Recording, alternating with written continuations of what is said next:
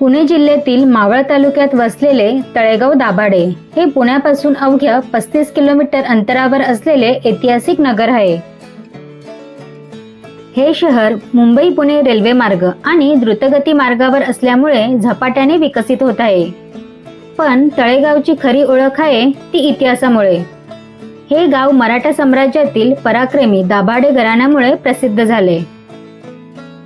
राजाराम महाराजांनी खंडेरावांना दाभाडे गाव इनाम दिल्याचा उल्लेख इतिहासात सापडतो. तेव्हापासून या गावाला तळेगाव दाभाडे हे नाव मिळाले. नमस्कार मंडळी, आज आपण तळेगाव दाभाडे मधील जुन्या वस्तू तसेच मंदिरांना भेट देणार आहोत.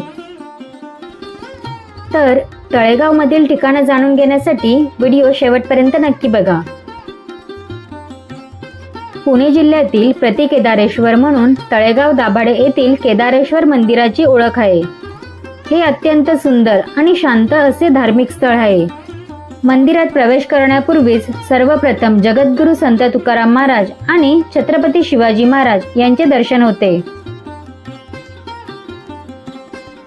आत गर्भगृहात केदारेश्वराची पिंड आहे.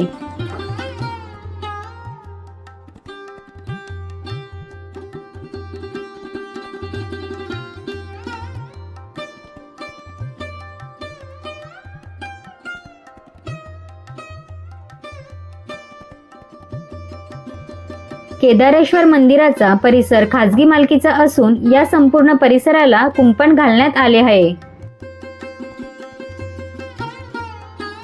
केदारेश्वर मंदिराच्या उजव्या बाजूला प्रसिद्ध घुमट विहीर आहे.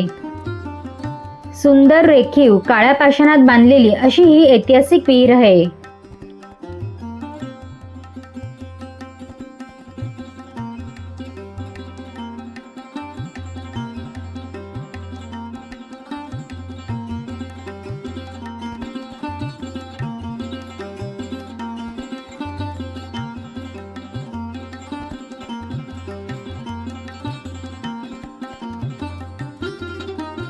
या विहिरीला खाली उतरण्यासाठी पायऱ्या आहेत.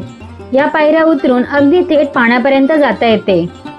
आता सध्या विहिरीला जाळी लावून संरक्षित केली गेलेली आहे.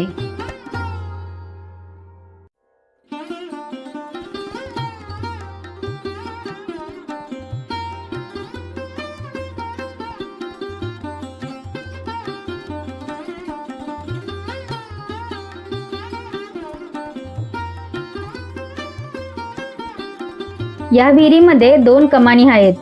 त्यामध्ये एका शिलालेखात दाभाडे घराण्याच्या 4 पिढ्यांचा उल्लेख आढळतो. विहिरीतील पाणी स्वच्छ, नितळ व थंडगार आहे. केदारेश्वर मंदिरापासून 1 किलोमीटर अंतरावर बनेश्वर हे मंदिर आहे.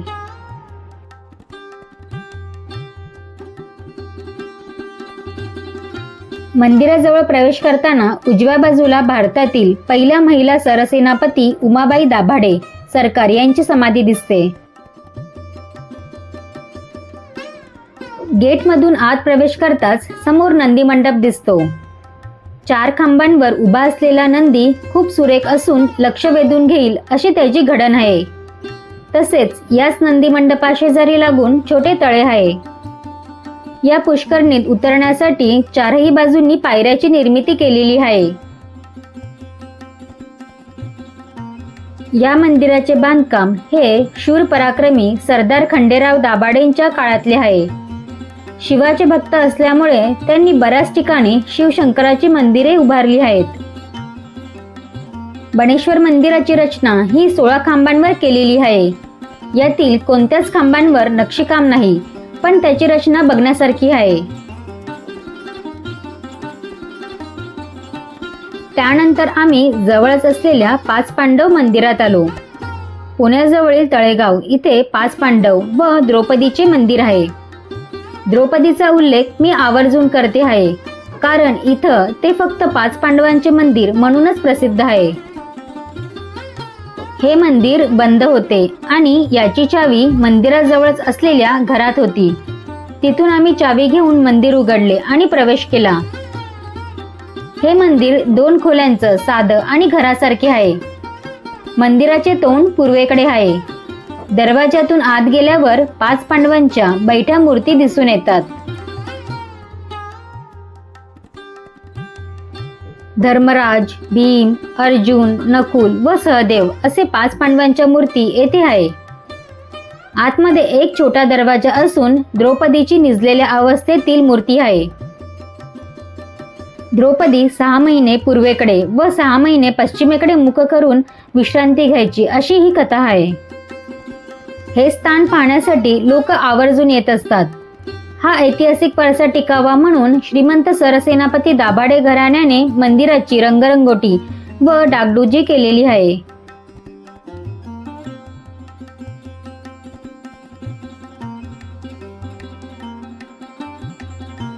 या मंदिराबद्दल उत्सुकता असण्याचं विशेष कारण म्हणजे भारतात 5 पांडव आणि द्रौपदीचं एकत्र अशी 2च मंदिर आहेत असे म्हणतात. एक दिल्लीला आणि एक इथे.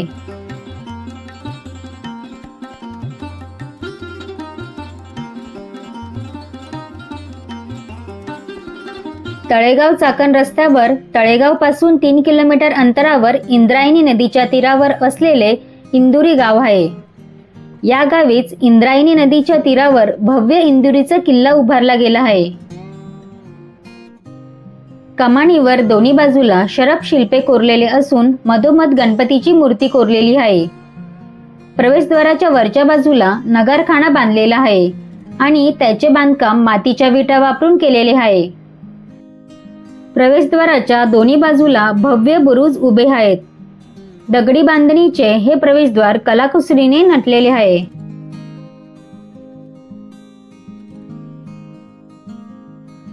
छत्रपती शिवाजी महाराजांचे अंगरक्षक आणि सरसेनापती बाजीराव पेशवे यांच्या पूर्वजांमधील थोर योद्धा खंडोबा दाभाडे यांनी इसवी सन 1721 मध्ये हा किल्ला बांधला.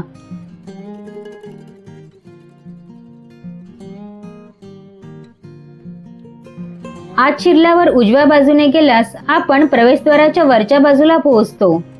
इथे झरोके असलेला सुंदर हवामहल आहे.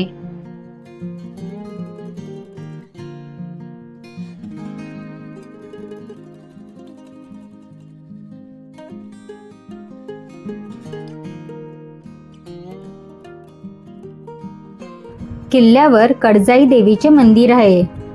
हे मंदिर किल्ल्याच्या मध्यभागी असून मंदिरासमोरच समाधीचे काही अवशेष आहेत.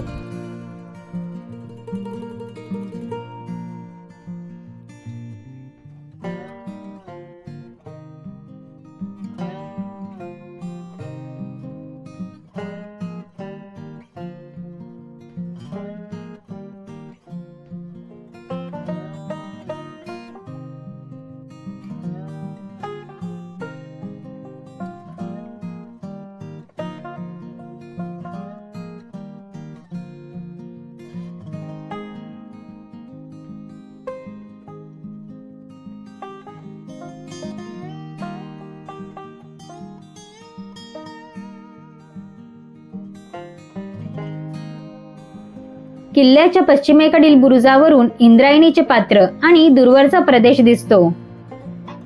किल्ल्याची तटबंदी 3 फूट रुंदीची आहे. बुरुजाचा फांजीपर्यंतचा भाग दगडांनी बांधलेला असून त्यावरील भाग विटांनी निर्मित केलेला आहे. मराठी राजवट असताना या किल्ल्यावरून काही काळ लष्करी आणि प्रशासकीय कामे सुद्धा पार पाडली जात होती.